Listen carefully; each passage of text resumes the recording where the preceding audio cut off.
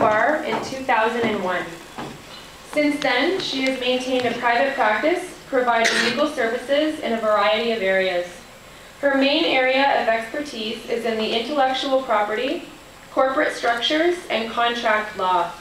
Her prior work experience includes acting as legal counsel and director of legal affairs at the Multi Health Systems, Inc. In 2005, she was awarded Lexpert Magazine's Top 40 Under 40 Corporate Counsel in Canada.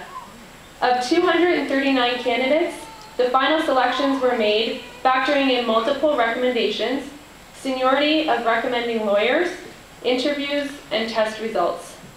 The award recognizes those candidates who possess the following leadership qualities: achievement-driven and focused, recognize leaders whose clients, colleagues, and juniors follow their advice because they respect and trust their judgment, superior interpersonal skills, the ability to read nonverbal messages and motivations of others, adaptability, anticipate, initiate, and lead proactive change and manage stress effectively, team players skilled at synchronizing multiple players and generous in sharing the interesting work and recognizing the success of others.